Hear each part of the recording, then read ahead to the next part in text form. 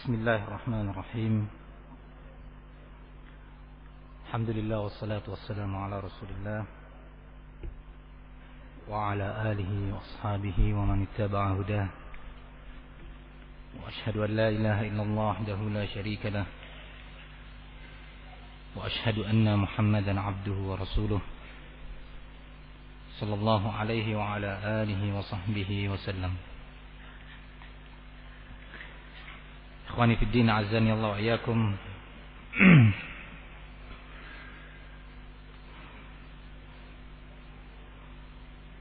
Masih dalam pembahasan dan penyebutan beberapa hadis tentang pentingnya keutamaan dan tingkat fadilah husnul khuluq, akhlak yang mulia. Sebelum kita memasuki baik pada kajian hari ini atau yang akan datang insyaallah, penyebutan bab-bab khusus secara rinci tentang akhlak itu sendiri. Dalam hadis Jabir bin Abdullah yang diriwayatkan oleh Imam Tirmidzi rahimahullah, Rasulullah sallallahu alaihi wasallam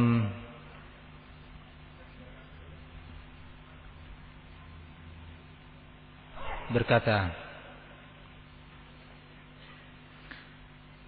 "Inna min ahabbikum ilayya wa aqrabikum minni majlisan yaumal qiyamah ahasinakum akhlaqa."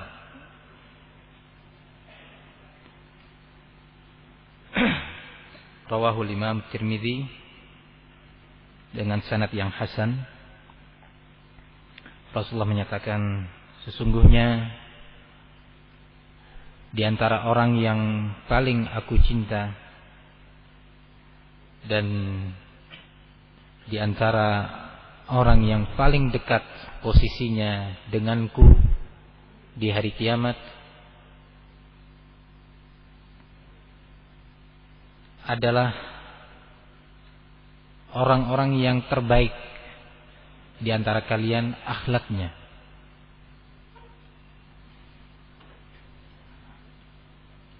Adakah di antara kita yang tidak ingin tergolong orang-orang yang dicinta oleh Nabi? Adakah di antara kita yang tidak ingin menjadi orang yang dekat posisinya dengan Rasul sallallahu alaihi wasallam di al-jannah, sementara Rasul itu berada pada jannah yang tertinggi? Tidakkah kita menginginkannya? Kalau kita dan itu yang kita harapkan, termasuk orang-orang yang menginginkan orang yang dicinta oleh Nabi dan sekaligus menjadi orang-orang yang terdekat dengan beliau sallallahu alaihi wasallam di dalam al-jannah, sehingga kita bisa melihat beliau, bertemu dengan beliau,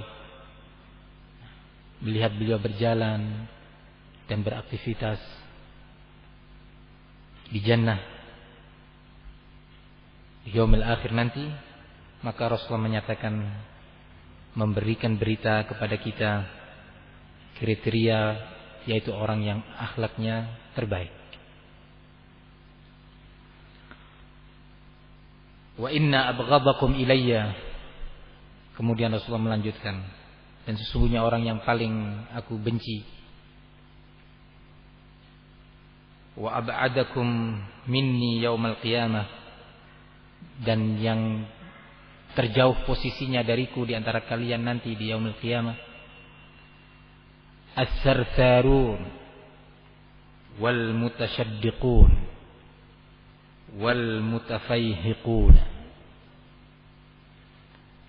Orang yang paling dibenci oleh Rasul dan paling jauh posisinya, wal'iyadu billah, kita berlindung kepada Allah, di yaumil akhir nanti adalah orang yang paling jelek akhlaknya, Siapa orang-orang yang paling jelek akhlaknya? Disebutkan oleh Rasul dengan 3 jenis orang itu yang akan kita bahas pada waktunya insyaallah. Ikhwani fid din, azzani Allah iyyakum.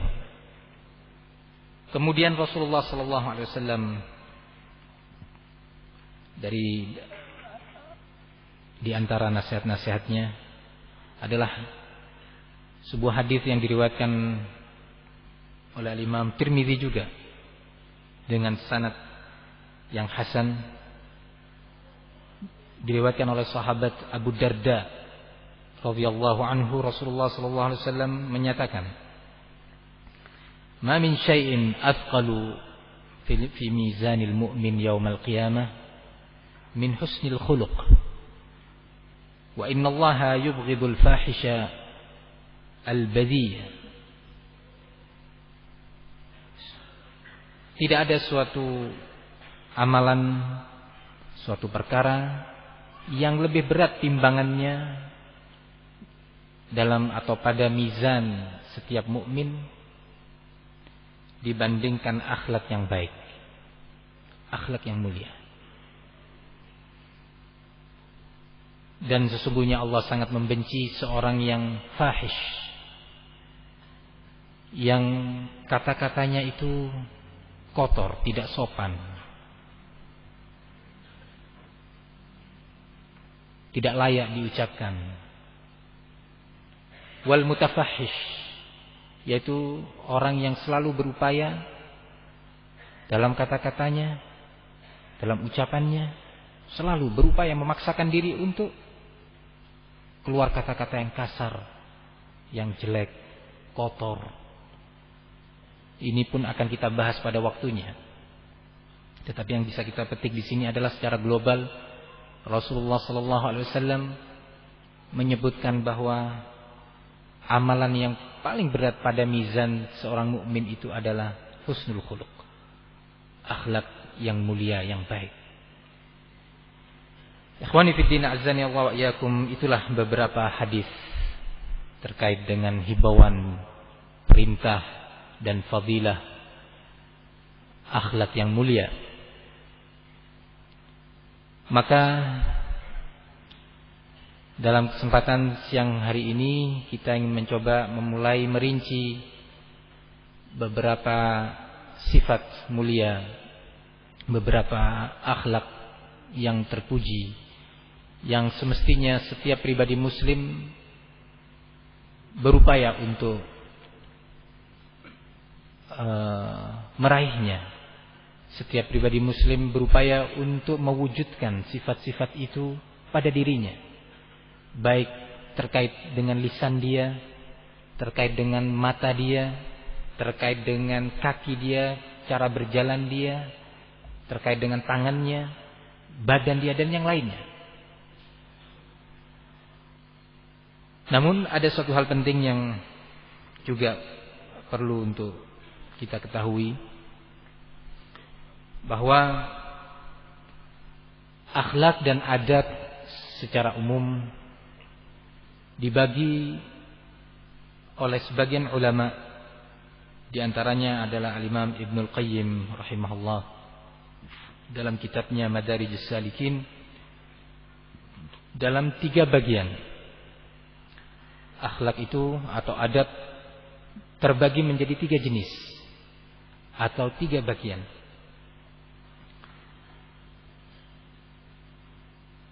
Yang pertama adalah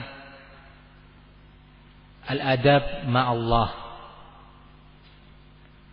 adab dan akhlak terhadap Allah subhanahu wa ta'ala. Loh, apakah terhadap Allah juga butuh adab, butuh akhlak? Jawabannya tentu.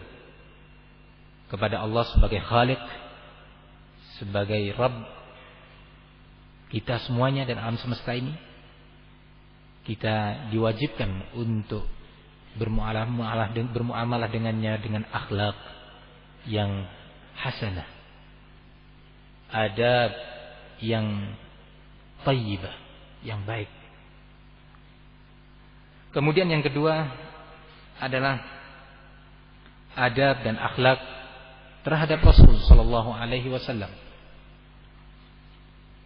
Bagaimana kita bersikap dengan penuh akhlak, penuh adab terhadap Nabi sebagai pembawa amanat Allah Subhanahu wa taala kepada sekalian manusia ini. Ada adab-adabnya, akhlak-akhlaknya. Bahkan beliau adalah makhluk yang paling berhak, manusia yang paling berhak mendapatkan adab dan akhlak yang mulia dari kita semuanya. Kemudian yang ketiga adalah akhlak dan adab terhadap sesama makhluk. Terhadap sesama makhluk Allah Subhanahu wa taala. Baik manusia, terkhusus kaum mukminin, ataupun makhluk-makhluk Allah yang lainnya. Baik terhadap manusia, terkhusus kaum mukminin, kita menjaga akhlak, memperhatikan adab terhadap mereka, terkait dengan hak-hak mereka dan kewajiban kita untuk mereka, maupun terhadap makhluk-makhluk Allah Subhanahu wa taala yang lainnya. Terkait dengan jenis adab yang pertama atau akhlak yang pertama, Allah Subhanahu wa taala menyebutkan di dalam Al-Qur'an beberapa adab dan akhlak para orang-orang pilihan yang dipilih oleh Allah sebagai pembawa amanat wahyu, para nabi, para rasul alaihimussalam.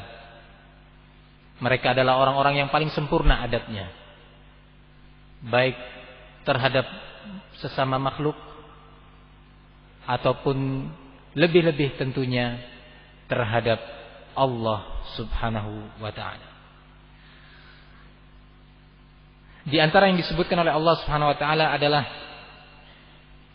kisah tentang salah satu rasul dari para rasul ulul azmi, yaitu Nabiullah wa rasuluhu Isa ibn Maryam alaihi salam. Ketika Allah Subhanahu wa taala sempat menegur beliau dalam firman-Nya, dalam firman Allah Subhanahu wa taala, wa idz qala Allah ya Isa ibn Maryam a anta qulta lin-nas ittakhiduni wa ummi ilahaini min dunillah. Wahai Isa ibn Maryam, apakah engkau yang menyuruh manusia tersebut untuk menjadikan dirimu dan ibumu, kamu berkata kepada mereka, jadikanlah aku ini dan ibuku sebagai sesembahan selain Allah Subhanahu wa taala? Allah bertanya kepada Nabi Isa alaihi salam, apakah engkau yang menyuruh mereka sehingga mereka itu, kaummu itu, menjadikan dirimu sebagai sesembahan yang diibadahi bersama Allah, dan juga mereka menjadikan ibumu sebagai ilah, sesembahan, ma'bud yang diibadahi selain Allah Subhanahu wa taala? Maka Nabi Allah Isa alaihissalam sebagai seorang nabi, sebagai seorang rasul yang diutus oleh Allah dengan akhlak yang mulia, menjawab pertanyaan Allah Subhanahu wa taala tersebut dengan jawaban yang penuh dengan adab dan akhlak yang mulia. Bagaimana dia berkhitab, menyampaikan khitabnya, menyampaikan pembicaraannya, uzurnya kepada Allah Subhanahu wa taala dengan penuh akhlak. Dimulai jawaban itu dengan tasbih. Qala subhanallah. Luar biasa. Dimulai jawaban beliau dengan tasbih. Tasbih itu adalah tanzih. Tasbih itu adalah sikap dan upaya membersihkan dan mensucikan Allah dari segala sifat aib, dari segala sifat kurang, dari segala sifat yang bisa difahami dari dekat maupun dari jauh, mengandung aib atau celah. Mengandung aib atau celah. Itu makna tasbih. Upaya membersihkan dan mensucikan Allah. Subhanallah. Maha suci Allah. Ini adalah adab. Mengedepankan tauhid kepada Allah Subhanahu wa ta'ala. Dalam bentuk tauhidnya itu adalah menjauhkan dari Allah, mensucikan Allah Subhanahu wa ta'ala dari segala sifat kurang, dari segala sifat naqs, dari segala sifat aib. Ini adalah al-ghayah fil adab wal akhlaq terhadap Allah Subhanahu wa ta'ala. Qala subhanallah, maha suci engkau ya Allah. Ma yakunu li an aqula ma laysa li bihaq. Baru setelah itu dia mulai memasuki dalam penyebutan uzur dia. Ma yakunu li an aqula ma laysa li bihaq. Enggak sepantasnya bagi aku untuk berucap suatu ucapan yang aku tidak punya hak untuk mengucapkannya. Menyampaikan suatu pernyataan, suatu syariat yang aku tidak berhak untuk menyampaikannya seperti itu. Subhanallah. Kemudian beliau alaihi salatu wassalam menyampaikan, in kuntu qultuhu faqad alimta. Ini isbat. Isbat sifatul ilm lillahi azza wa jal. Setelah sebelumnya menyatakan subhanallah, maha suci engkau ya Allah dari segala sifat kurang. Termasuk sifat kurang itu adalah sifat tidak tahu, tidak mengerti suatu peristiwa, tidak mengetahui suatu keadaan. Ini sifat kurang bagi Allah Subhanahu wa ta'ala, sifat celah, naqs. Setelah menyatakan subhanallah, baru setelah itu memulai adab yang berikutnya, isbat alhamd lillah, isbat sifatin ula lillah azza wa jal, penetapan sifat-sifat yang mulia bagi Allah Subhanahu wa ta'ala dengan ucapannya, in kuntu qultuhu faqad alimta. Kalau seandainya aku mengucapkan ucapan tersebut kepada kaumku, ittakhiduni wa ummi ilahain, jadikanlah aku dan ibuku sebagai sesembahan, dua sesembahan selain Allah Subhanahu wa ta'ala. Kalau aku mengucapkan itu, sungguh engkau telah mengetahuinya. Ini adalah isbat sifatul ilm, penetapan sifat ilmu bagi Allah Subhanahu wa ta'ala. Kemudian masih dalam upaya adab yang mulia ini dan isbat sifat yang mulia bagi Allah, yaitu sifatul ilm, Isa melanjutkan, ta'lamu ma fi nafsi wa ma'alamu ma fi nafsi wa la'alamu ma fi nafsi. Engkau mengetahui apa yang ada dalam sanubariku, engkau mengetahui apa-apa yang tersembunyi dalam jiwaku ya Allah. Tetapi tidak sebaliknya, aku tidak tahu apa yang ada pada dirimu. Innaka anta allamul ghuyub. Sesungguhnya engkau adalah zat yang maha mengetahui.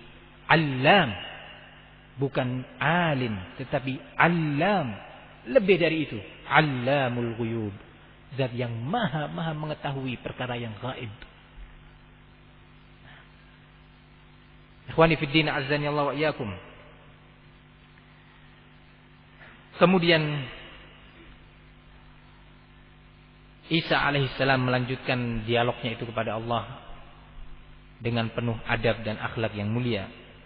Antum bisa lihat itu di dalam surat Al-Maidah ayat 116 hingga 118. Di dalam surat Al-Maidah ayat 116 hingga 118, dialog antara Allah dan Nabi Allah Isa alaihissalam, yang digambarkan di sana adab yang mulia seorang hamba kepada Rabbnya, seorang makhluk terhadap Khaliknya. Dan itu diabadikan oleh Allah Subhanahu wa taala hingga hari kiamat. Kemudian di antara yang disebutkan di dalam Al-Qur'an adalah tentang akhlak dan sifat mulia, adab yang mulia dari Nabi Allah wa khaliluhu Ibrahim alaihissalam. Nabi Allah Ibrahim, sebagaimana Allah sebutkan di dalam surat Asy-Syu'ara ayat 78 hingga 80. Kata Nabi Allah Ibrahim tentang Rabb-Nya, "Alladzi khalaqani fahuwa yahdin." Dialah Allah yang telah menciptakan aku dan sekaligus dialah Allah yang memberikan hidayah kepadaku. "Walladzi huwa yut'imuni wa yasqin." Dan dialah Allah yang memberikan rizki dalam bentuk makanan kepadaku dan dalam bentuk minuman. Memberikan makan kepadaku dan memberikan minum. Dialah Allah Subhanahu wa taala. Dalam dua khitabnya ini, dalam dua pernyataannya ini, Ibrahim menisbahkan fi'il kepada Allah Subhanahu wa taala. Kurang lebih 4 fi'il, 4 kata kerja yang dinisbahkan kepada Allah Subhanahu wa taala. Yang pertama, beliau menyatakan alladzi khalaqani. Dialah Allah yang telah menciptakan aku. Penisbatan fi'il penciptaan kepada Allah. Ini yang pertama. Yang kedua, fahuwa yahdini. Maka dialah Allah yang telah memberikan hidayah kepadaku. Fi'il yang kedua dalam bentuk apa? Pemberian hidayah. Fahuwa yahdini. Dan dialah Allah yang memberikan hidayah kepadaku. Berikutnya, walladzi huwa yut'imuni. Dan dialah Allah Subhanahu wa taala yang memberikan makan kepadaku. Yut'im. Fi'il yang ketiga. Dinisbahkan kepada Allah bahwa Allah sebagai pelakunya. Yang keempat, wa yasqini. Dan dialah Allah yang memberikan minum kepadaku. 4 fi'il. Khalaq, yahdin, yut'im, wa yasqi. Fa'ilnya siapa? Allah Subhanahu wa ta'ala. Tetapi berikutnya Ibrahim berganti khitabnya. Dalam penyebutan fa'ilnya itu siapa? Kepada siapa dinisbahkan fi'il, kata kerja atau predikat tersebut? Dinisbahkan kepada siapa? 4 kata kerja yang sebelumnya dinisbahkan kepada Allah. Karena memang Ibrahim melihat, memandang bahwa 4 fi'il itu memang pantas untuk dinisbahkan kepada Allah dan sangat sesuai dengan akhlak dan adab yang mulia kepada Allah Subhanahu wa taala. Tetapi giliran berikutnya Ibrahim menyatakan fa idza maridtu. Dan jika aku sakit. Yang memberi penyakit siapa? Allah Subhanahu wa taala. Allah yang memberi penyakit dan menurunkannya. Terbukti Rasulullah menyatakan, "Ma anzalallahu da'an." Tidaklah Allah menurunkan sebuah penyakit pun illa wa anzala lahu shifaa. Kecuali Allah telah menurunkan untuknya, untuk penyakit tersebut, setiap penyakit yang Allah turunkan, obat penawarnya yang menyembuhkannya. Dalam permasalahan ini Ibrahim menyatakan wa idza maridtu, dan jika aku sakit. Tidak menyatakan wa idza amradani, jika Allah menjadikan aku sakit. Padahal siapa yang menjadikan dia sakit? Allah Subhanahu wa taala. Giliran berbicara tentang penciptaan, alladzi khalaqani. Dialah Allah yang menciptakan aku. Giliran berbicara tentang siapa yang memberi hidayah, suatu perbuatan, amalan atau fi'il yang terpuji, dalam pengertian konteks yang disebutkan oleh Ibrahim alaihissalam, fahuwa yahdini wa yut'imuni wa yasqin, yang memberi makan kepadaku dan memberi minum kepadaku. Giliran berbicara tentang penyakit yang kadang-kadang kurang enak didengar gitu. Nah, Ibrahim berubah dalam menyebutkan fa'ilnya, dalam menyebutkan subjeknya. Malah beliau menyatakan wa idza maridtu, dan jika aku sakit, fahuwa yashfin, maka dialah Allah Subhanahu wa taala yang menyembuhkan aku. Padahal yang menurunkan dan menyebabkan penyakit itu ya Allah Subhanahu wa taala. Tetapi itu dalam bentuk apa? Siyak ikhbar. Tapi kalau dalam bentuk siyak khitab kepada Allah, dalam siyak, dalam konteks sedang berdialog dengan Allah Subhanahu wa taala, maka digunakanlah kata-kata yang penuh adab, penuh akhlak. Jika aku sakit, maka dialah Allah yang menyembuhkan aku. Ini salah satu bentuk adab yang Allah sebutkan di dalam Al-Quran. Allah sebutkan adab-adab para rasulnya ini bukan sekedar kisah begitu saja, tetapi di situ ada ibrah, ada suatu pelajaran yang harus dipetik oleh umat ini, yang Allah turunkan Al-Quran kepada kita ini, kepada umat ini melalui Rasulnya Sallallahu Alaihi Wasallam, untuk diambil sebagai pelajaran, teladan, qudwah, uswah. Kemudian Allah Subhanahu Wa Taala menceritakan tentang salah satu nabinya juga, yaitu Al-Khadir, ketika dalam sebuah perjalanan bersama Nabi Allah Musa alaihi salam, yang Allah sebutkan di dalam surat Al-Kahfi ayat ke-79 dan yang sesudahnya. Allah Subhanahu wa taala menyatakan, mengisahkan tentang jawaban Khadir kepada Musa alaihissalam, yang pada saat itu belum memahami latar belakang apa yang mendorong Khadir melakukan beberapa perbuatan yang secara zahir itu adalah perbuatan yang aneh, yang jarang dilakukan oleh manusia yang baik.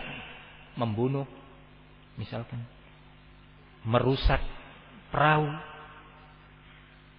tidak ada sebab zahir yang nampak, kok tiba-tiba Nabi Allah Khadir merusaknya. Maka Musa bertanya.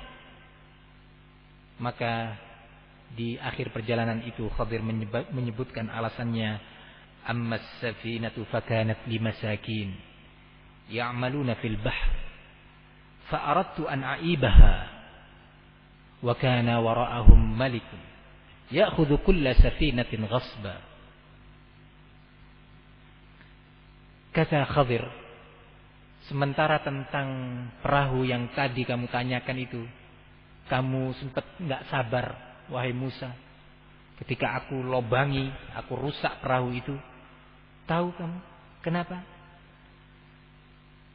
Perahu itu sebenarnya, kata Nabi Khadir, milik beberapa orang miskin yang dahulu bekerja di laut sebagai nelayan. Fa'aradtu an a'ibaha, maka aku sengaja hendak merusak perahu tersebut, karena di belakang orang-orang miskin ini ada seorang penguasa yang jahat, yang suka mengambil atau merampas perahu-perahu secara paksa. Maka aku dengan sengaja merusak perahu tersebut. Padahal siapa yang menyuruh? Siapa atau apa yang melatar belakangi Nabi Khadir melakukan itu? Tidak lain adalah wahyu dari Allah Subhanahu wa taala. Bukan kemauannya sendiri.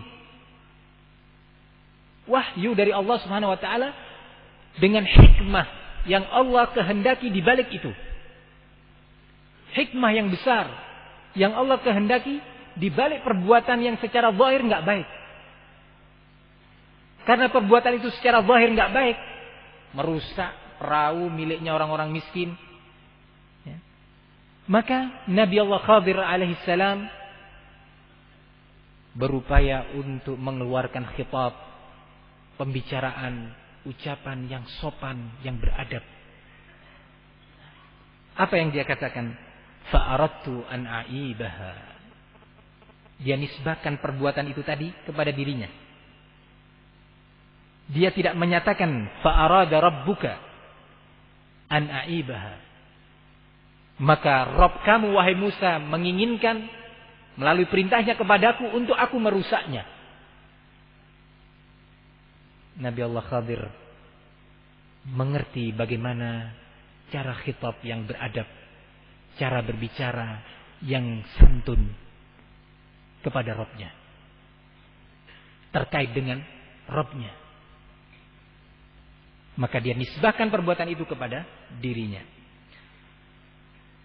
Begitu juga sebaliknya, ketika berbicara tentang dua anak atau terkait dengan tembok yang ketika Nabi Khadir melihat akan roboh, maka dibangun tembok itu, disempurnakan sehingga kokoh. Nah, maka Nabi Khadir menyebutkan alasannya kepada Nabi Allah Musa, kenapa saya berbuat seperti itu? Kenapa saya sengaja membangun kembali tembok tersebut, padahal orang di sana tidak menghormati Nabi Khadir dan Musa alaihissalam sebagai orang asing di negeri itu. Kenapa? Apa alasannya? Maka Nabi Allah Khadir menyatakan fa'arada rabbuka ayyablugha ashuddahuma. Perbuatan melihat tembok yang tadi itu sudah mau roboh kemudian dibangun kembali dengan sabar, ya. Perbuatan baik, perbuatan mulia, terkhusus ketika ternyata tidak mengharapkan sesuatu di balik ini, tidak mengharapkan ganjaran atau upah di balik itu, adalah perbuatan yang mulia. Nabi Allah Khadir alaihissalam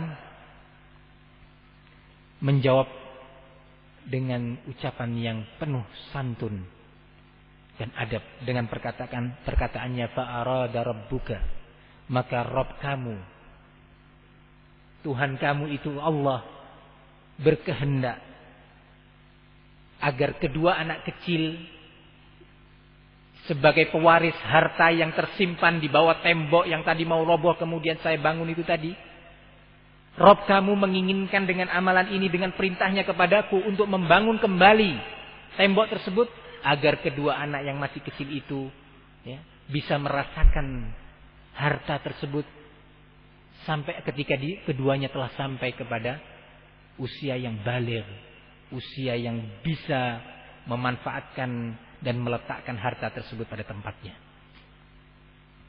Dinisbahkan perbuatan tersebut kepada Allah Subhanahu wa taala.